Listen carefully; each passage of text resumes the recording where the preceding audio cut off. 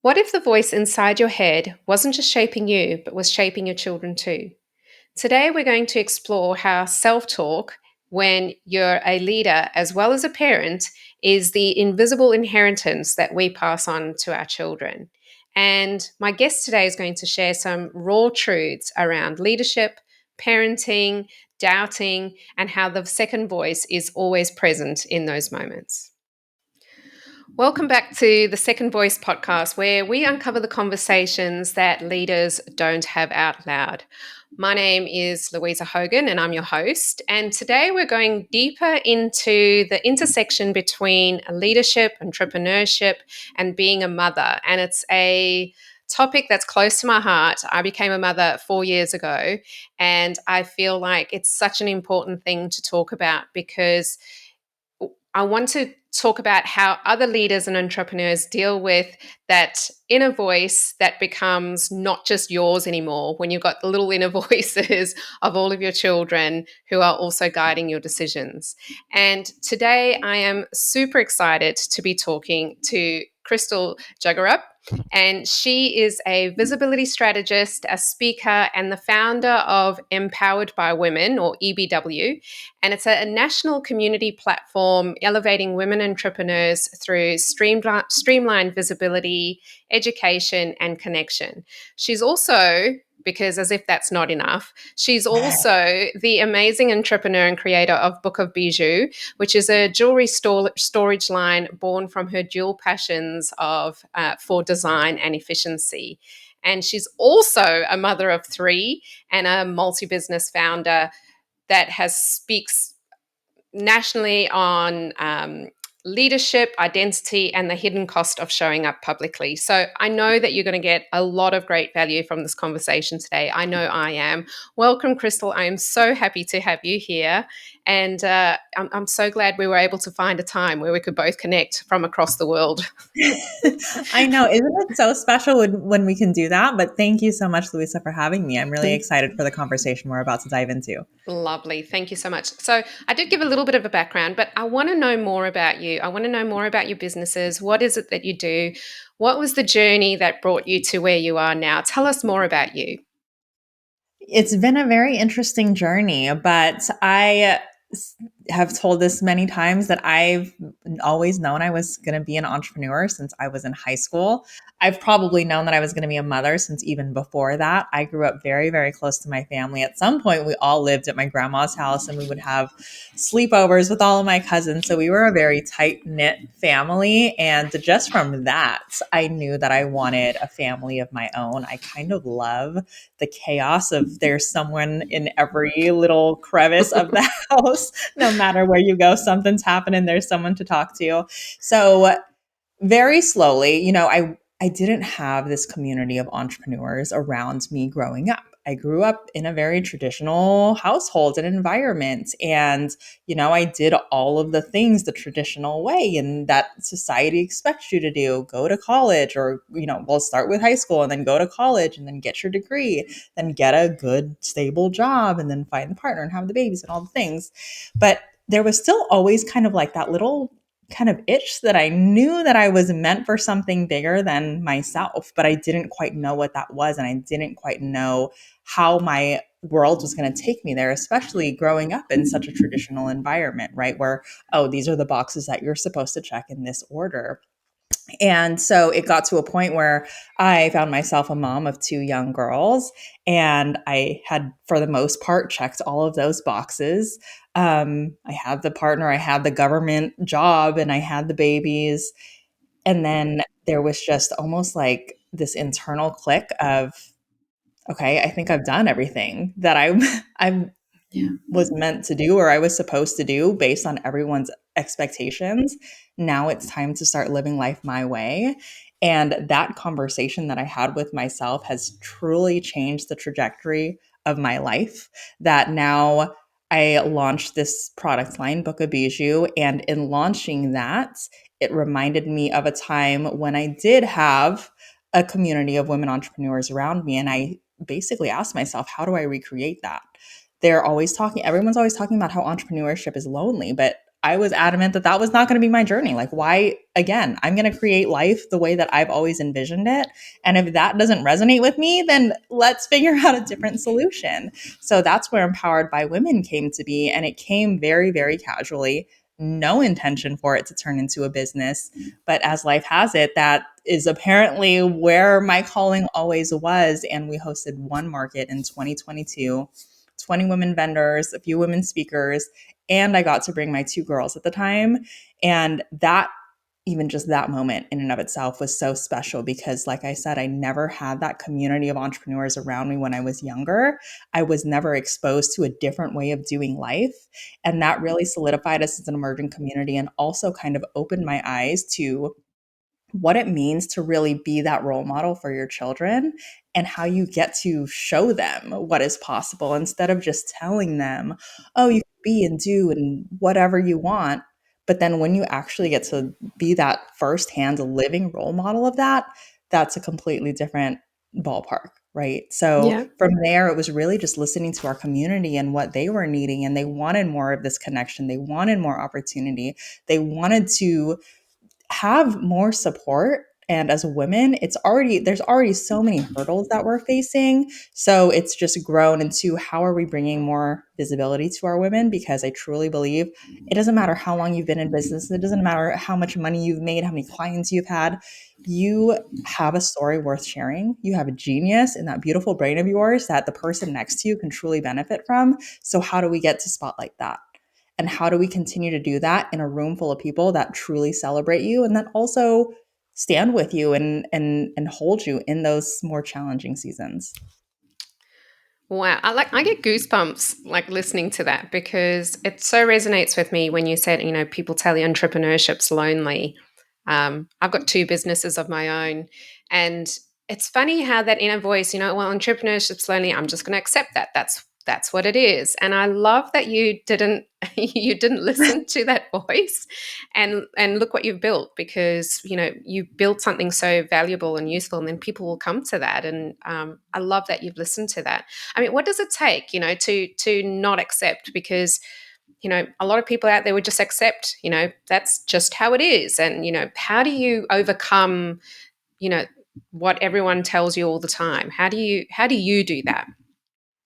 I mean, honestly, like I said, I was doing that. I was Yeah. listening to everyone Yeah. and I was kind of letting all of this external noise silence those inner thoughts that I was having, right? That kind of itch that I was meant for something more. And even though I had these really weird visions of like what life could be, that Yeah. wasn't the normal thing. So I would kind of silence that.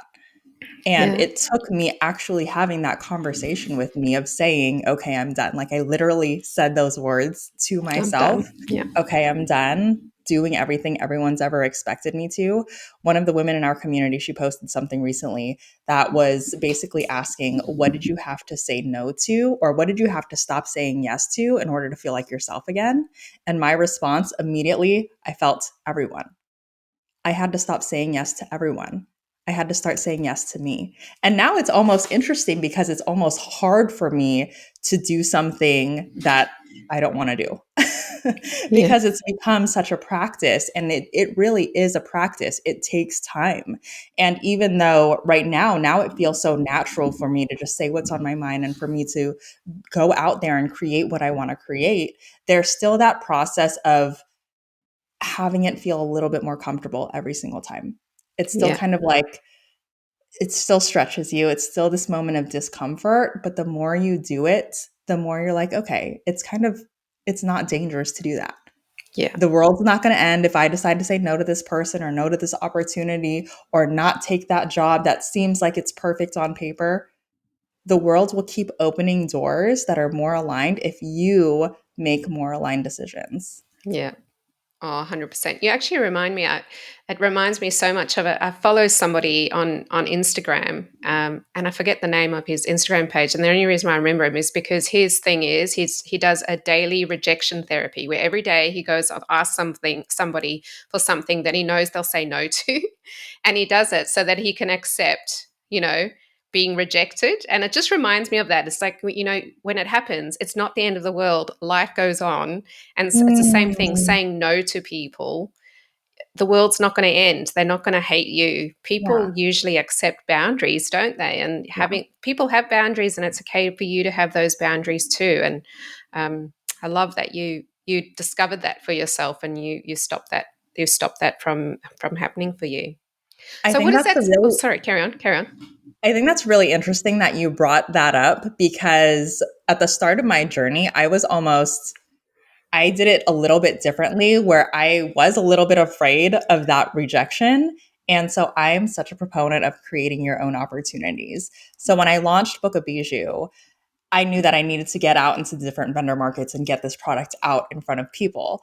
But I had this, again, another conversation with myself. This is like perfect for this podcast, the inner Yeah. voice, right? The second voice, where I knew I had to apply to markets to be able to get in. And I really didn't want to deal with applying and then getting rejected. So that is what led me to creating or hosting our own market, because why apply and get rejected? Why don't I just create this opportunity for myself where I'm a guaranteed in, right?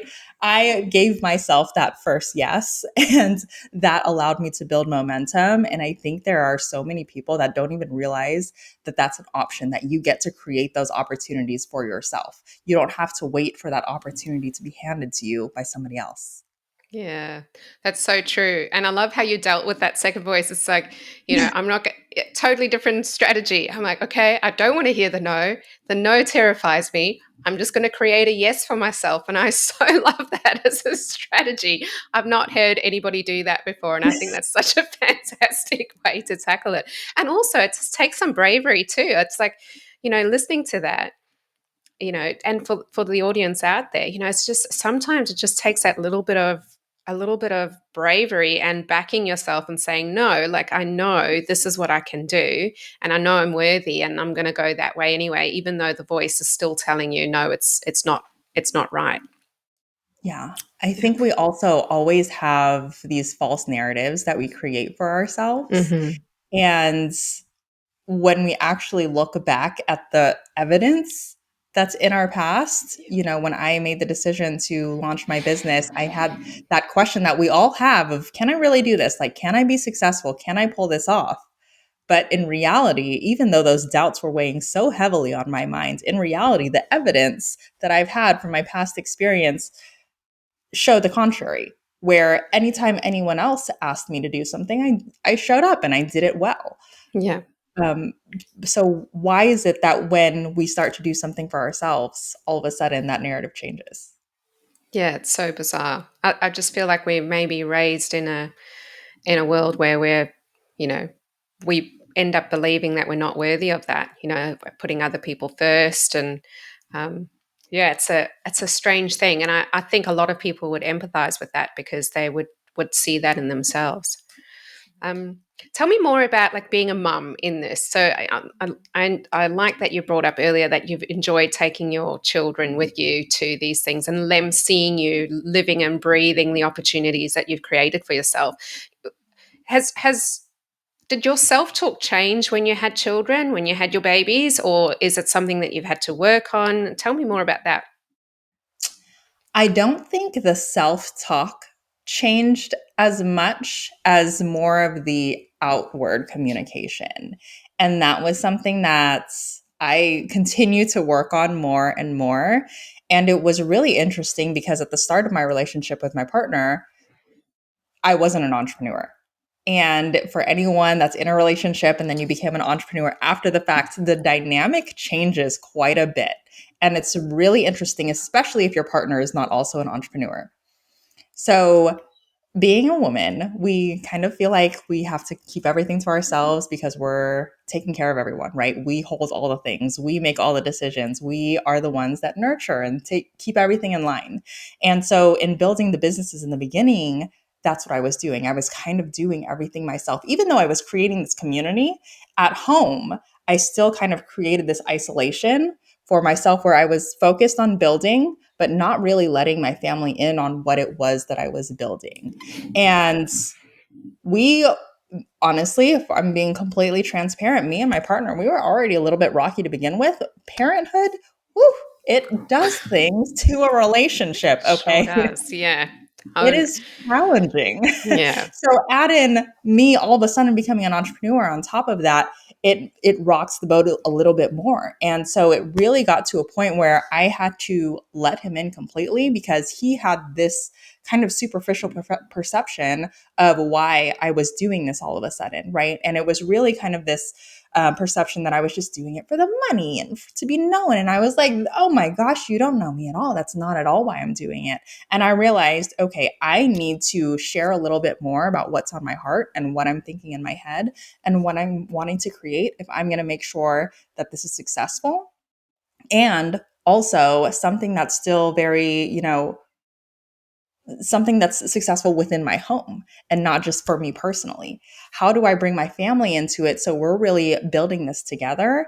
And so I've really had to get a lot better at, for one, asking for help. Two, being fully transparent of this is like, these are my big crazy dreams that I want to build. And I know it might sound crazy, but this is really truly what I want to create. And this is what I believe in for myself. And this is what I've always had on my heart. And I'm finally letting it out little by little by little. And I hope that you can support me in that.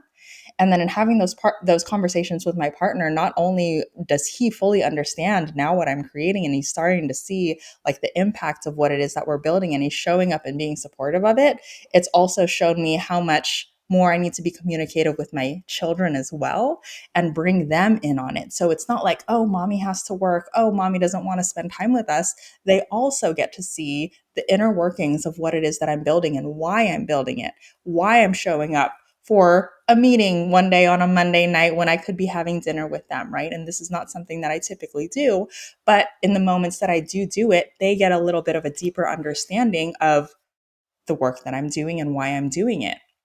And they Yeah. also get to see kind of themselves in that role. And something that I love sharing with other women that start to feel a little bit of that guilt of stepping away and spending that time on themselves. I really look at the work that I do as a form of self love and self care because it fills me up. Yeah. And what I love to share is that you are showing your children that it's okay to choose themselves too. It's Yeah. not that you're choosing them over them. It's not that you're choosing yourself over them. It's that you're showing them it's okay to choose yourself. And Yeah. that's powerful. So powerful. And I love that you say that too, because, I'm the kind of person where I'll say things to myself like this. I'm going to stack the dishwasher, I'll do this chore, and then I'll reward myself with some work. It's like, who says that? Like, I'm going to do this bit of horrible work so that I can reward myself with the thing that I actually love doing. And, I love the work that I do. I really enjoy leadership, entrepreneurship. I'm very passionate about it. And I love that my daughter gets to see me in a passionate state. And I'm not typically in that. This is the great thing about entrepreneurship. You get to choose your hours too, right? So I'm not working the standard 9 to 5. I get to be with her after school, and put work down and work during school hours. And I feel incredibly lucky to do that. But in the moments that she sees me working, she's seeing me in a passionate state doing something I absolutely love. And how wonderful it is to see people in that state. I love talking to people who are passionate because it excites me. And how Mhm. wonderful that your children can see you in that way too, right? And and find their passions and have permission to find their passions and do what they love too. Exactly. I feel like everything, all of the mindset shifts that I've had and the little epiphanies and the moments where I'm pushing myself, and when I get to bring my daughters into that, they kind of adopt that mindset too, right? And there you can see them like pushing themselves and really getting creative. They always talk about how everything is their business, which is amazing. And I do think my oldest daughter is going to be an entrepreneur. Obviously, they don't have to be, but you get to see kind of their brains start ticking because of the way that your brain is ticking. Yeah. So it's really empowering to see that. Oh, 100%.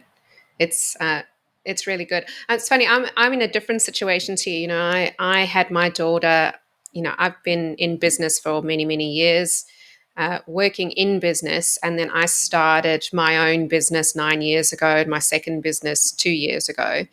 And my daughter's only 4. So I had to shift from being in that space by myself to suddenly having a daughter who I had to, my whole world changed, and my whole thinking around my self-talk and how I do my business changed. Like children change you in so many different ways, change your relationship, change everything. So my situation a little bit different because I didn't have to bring in the entrepreneurship. Like my world was already there, and I now had to reshift it all to make room for my family. So that was an interesting shift for me. How do you make sure that you talk in a way in front of your children that is, besides showing them and demonstrating and like being part of that, how do you make sure that any negative self-talk that you have isn't then said outwards so that they take on those words for themselves? There are definitely moments Yeah. where, the stress peaks and you say Yeah. things that you don't necessarily want to say, or, Yeah. they can feel the stress. They can see that the doubt maybe is weighing heavily on you. And in those moments, I am all for giving yourself grace and giving the people around you grace.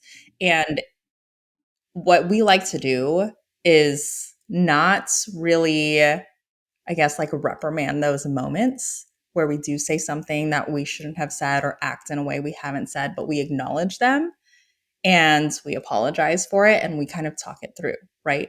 So if I am saying something or if I am acting a certain way, maybe I'm a little bit impatient because I'm stressed out, then that just opens the door for opportunity for more communication, right? Kind of let them know, like, Mhm. it's a really hard challenge. It's a challenging time for mommy right now. There's a lot of things and a lot of people relying on me. And these are sometimes the decisions and the spaces that we have to be in if we're going to have businesses and if we're going to be leaders and if we're going to have these communities. And that's okay. It's okay for times to be challenging and we get to work through it together. And something that I do with my daughters all the time, I have a little boy too, but he's only 20 months. So he doesn't understand a A lot of the words little. that I can potentially say to him. But is how are we regulating, right? Yeah. In those moments where we are feeling a lot of emotion within us. And my daughters are very good now about telling me if they need space. They're definitely the kinds of people that would rather not be like hugged or touched or comforted in those moments, and they ask for space. And sometimes I say that as well. Like, I'm a little stressed out. Sometimes I need space right now too. And that's okay. Yeah. And I think it's so important to be able to also share those moments where maybe we did make mistakes or maybe something is hard for us, because we're showing them that that's normal Yeah. and it's okay to let people in. And it's important to communicate that and to know that you're not alone in it. Because even if you want space, you still know that there is safe space and safe people around you to support you when you're ready for that support. Yeah. And it's okay also to not be perfect. You Yes. touched on that whole perfectionism earlier when you were talking about, like Oh creating my this perfect, yes. image of what it was and, create a family, go to college, go, get the job. And, I've certainly gotten to a point where, I had a huge perfectionism streak inside me, and I've Oh my worked gosh. really hard Same. to yeah, I had to work really hard to let that go because I don't want my daughter to inherit that, and I I want to break that cycle. I couldn't agree more. So in high school, I actually thought I was going to be a fashion designer. Really? And I wanted to go to FITM, but again, that wasn't a traditional college. That wouldn't get me a real job. So I didn't end up going. But there was a moment where, I was like, I'm going to be the next household name. And I went and got like a shirt and created my stencil and then got some fabric paint and created a shirt. And then I wore it to school and I got a handful of, just like verbal orders from people. And I said, oh my gosh, this is amazing. And then I went home that day and I would stare at the shirt and I was like, there's just something's not quite right about it. And I'm not going to put it out into the world if it's not perfect. Long story short, I did nothing with it. Nothing came out of that because I didn't take the next step because I was still so stuck in that perfection mode. And I do still see glimpses of that in me now. But because I've gotten so much better at recognizing the power of just doing and getting clarity and refining from there, and I've recognized how much momentum I built from doing that, I'm no longer in that. But I see like there are still moments where I'm like, oh, that's kind of like not quite right. And I see my daughter is also she's kind of a natural perfectionist. And so I try to challenge myself to not overcorrect her and to kind of to have both of us in more of that, let's just play, let's just create, let's just see what happens mode. And it's another just practice that you have to keep on doing until it feels a little bit more natural and it feels a little bit more comfortable. Yeah, it's so hard though, isn't it, to not, I've had to stop myself. I didn't even realize I was doing it until my daughter repeated it. She'll do something and she'll put shoes on. And in the way I encourage her is go, great, that's perfect. And then I'm like, holy, Hmm. like I'm using that word every time. And then, because then she'll say to me, oh, perfect. And I'm like, oh, I need to actually stop saying that's perfect Mhm. because I don't want her to think that's the level that we need to aspire to. And it's so funny. It's just so natural. And until it gets mirrored to you or repeated to you, sometimes you don't even know that you're doing it, right? Yeah, It's I crazy. love that. Just even that small shift of not Yeah. using that word anymore. Anytime someone else mentions it, like anytime the kids mention it, I'm like, oh well, perfect's not real anyway. Yeah. Imposter syndrome. Mm, mm, mm, mm. I, it's funny. I was talking to one of my guests yesterday. We were talking about imposter syndrome, and he was saying how everybody has imposter syndrome, and he's met high up politicians. He's met very senior leaders in large corporates. And I think people talk about imposter syndrome like, yeah, imposter syndrome, like only some people get it. I would agree. Like everybody faces imposter syndrome at some point. How has it turned up for you? It turns up. It's it turns up for sure. I've met one person finally that has said, I don't think that has ever bothered me. But Wow. everyone else that I've met, yes, imposter syndrome is a real thing. Yeah. And it's I feel like I'm in a very interesting space where the momentum that I've had and the things that I've built over these past few years has put me in a position where people are looking to me as a founder and a leader and someone that is doing really well, right? But then because of that, and because I've been doing more speaking engagements, I'm also all of a sudden in these rooms with women that are really, really doing well. And Yeah. I'm like, oh, interesting. I'm kind of the underdog here. And honestly, the being able to shift your mindset is such a skill that I think every entrepreneur needs. And I was at an event recently where I was a speaker on this lineup where all of these women were doing amazing things, and the imposter syndrome hit. And it was they all kind of knew each other and they were all friends, and I was like, oh my gosh, what am I doing here? Like, do I really have something to offer? I haven't been in business that long. I haven't made as much money as they had. But again, that reframe that I was able to kind of kick into high gear was not that, oh, I don't belong in this room because I haven't done what they've done, but instead, wow, look at the room that I've allowed myself to be in, and that gets to be me in the near future. And that's Amazing. a very quick reframe for me now of, holy moly, the caliber of people that I'm surrounded by can be intimidating, but wow, look at the caliber of people that I'm surrounded by now. And the more you surround yourself with those people, you have no choice but to rise to their level. 100%. I love that. I always say that you're only as good as the people you surround yourself with. Exactly. And if you hold yourself back, you're, Mhm. and you're only going to put yourself in those comfortable situations, you're not going to excel. And that's such an important reframe. It works amazing. And like, what a great opportunity to learn from. And I'll tell you what, here's a secret. I guarantee you that many of those women in that room would be feeling the same, would be feeling the Mhm. same. And oh Uh, my gosh, yeah, we host a lot of events. And some of the women that have attended those events, simply for the fact that people are speakers and some people are not, they will automatically assume so many things about you yeah. just because you're a speaker on stage. And one of our guests was like, we what we like to do with our events is bring women on from our community regardless of how long they've been in business, regardless of what success they've attained for themselves. We mentioned that at the beginning of this, right? So I put someone on that has never done a speaking engagement, but anytime we had a one-on-one conversation, I was like, you are dropping some amazing gems. We need to get you on stage. And she responded, oh, I'm not a speaker, But I was like, let's do it anyway. Let's just see how it goes. And she was very new in business, but someone in the audience thought that she had been in business for years. And I think we really need to stop creating those false narratives. Stop assuming things about anyone because you never know. People are always showing the highlight reels. People are always showing the best parts of themselves. And I think that's why it's so important. And I love that you're doing this with your podcast, is that we really need to pull back the curtain on what that second voice is, on Yeah. what we're actually saying internally, because then we get to create that resonance with our audience. Yeah. Because everyone is dealing with imposter syndrome, except for that one person that I met all of Well, a I want to sudden. meet that person. Can you introduce me? Because I need them on the podcast and say, can you tell me what goes on in your mind? Because Yeah, we all need to know how, right. how do you beat it? And I that mean, is not the normal. it's not the normal. And it's so true about the highlight reel, and social media has exacerbated this. And like, we do put the highlight reels up because, putting yourself out there and building authority, especially in business. My most used social media platform is LinkedIn.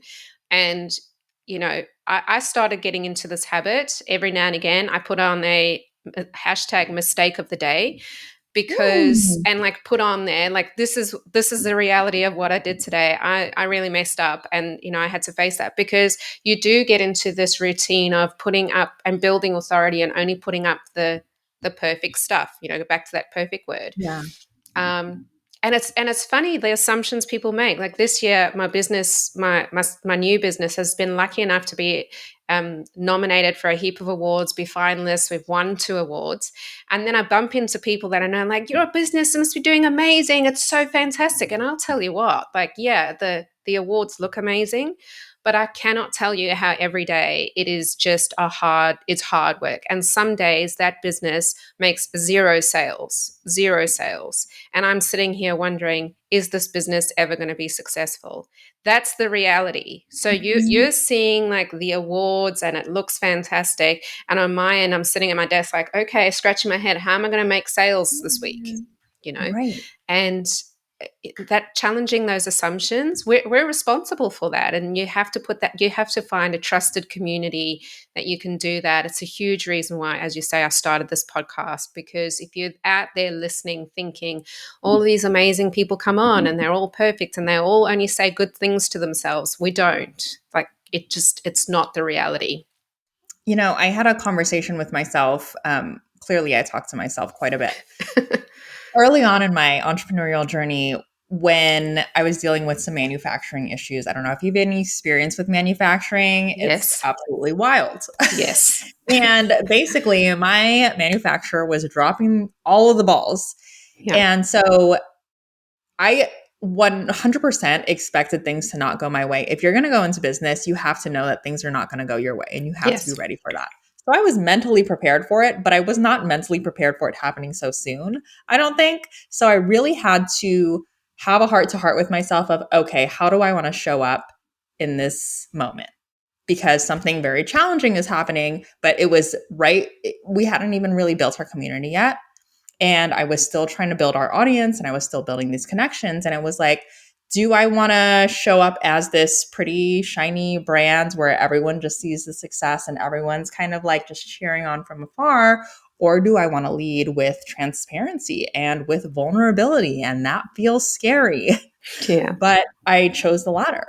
And I really wanted to be able to take people on the journey with me. And that moment, I showed up on socials and I did like an IG live or a story or something. And I was just sharing how the disappointment that I was feeling, the frustration that I was feeling.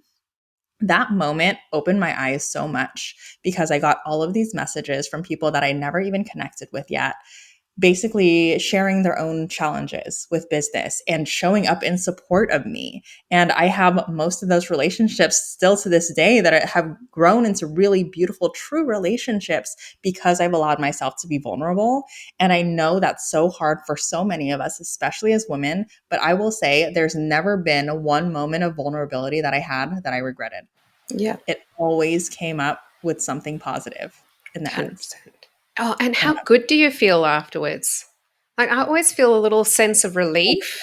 it's a weight off. It so is. It's like, oh man, like, I don't have to pretend that everything is, you know, unicorns and rainbows all the time, Mhm. and you can just And be it's not. yourself. And I want my daughter to feel that. I didn't have that growing up. I so badly want her to experience that and to know that it's okay to bring her full self. And how else is she going to learn that unless I do that? And say sorry and tell her I made a mistake and tell her, oh, this mistake happened today, and also this is how I pick myself up and try it again. It's like I'm not giving up. I'm going to try again.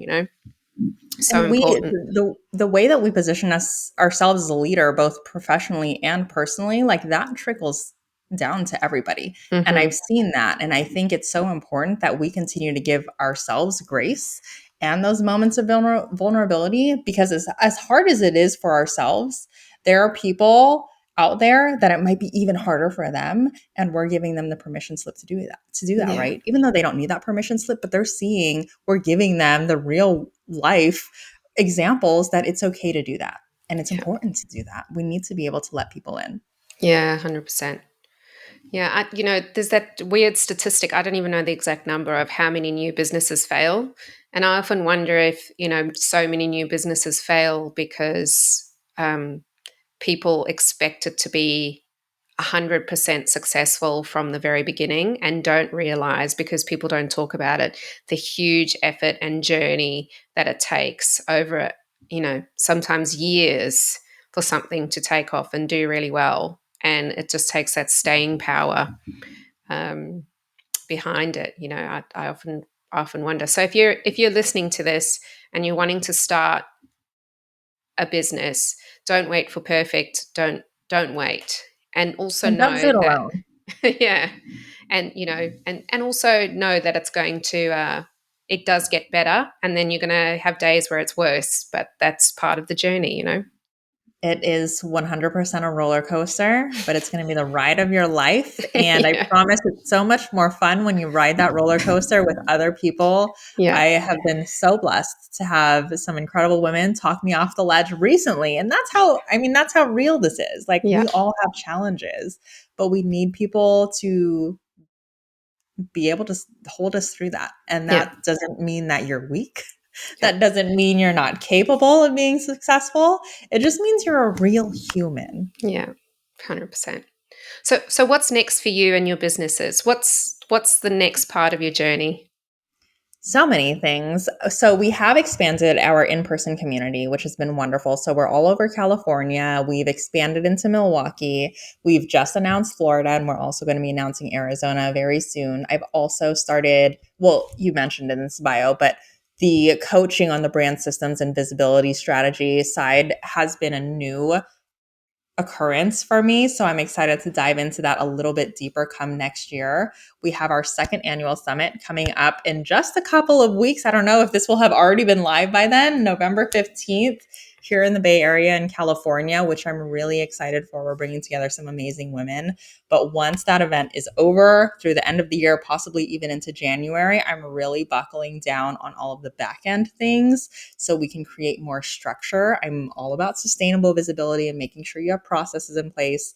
So getting all of our systems in place so that the people in our worlds can succeed and we can grow together is what's on the horizon. When are you going global? Would you like to come to Australia? Conversations are happening. Conversations are happening. Excellent. Okay. So the energy that we have in our space is so beautiful and so sacred. And so I am being mindful of who we're putting in which roles, but people have been presenting themselves and we're having the conversations and we'll see where it goes. Excellent. Well, I look forward to hearing what's going to happen here. I will have my ears pricked, and I'm sure you'll stay in touch with us anyway. One final thing, like if you had any heartfelt tips for mums in business, entrepreneurs, leaders, it's not only entrepreneurs listening to this podcast, it's leaders, like what are your tips to them in their self-talk and in their journey being mums? You've given us some gold, but one final tip if you have any.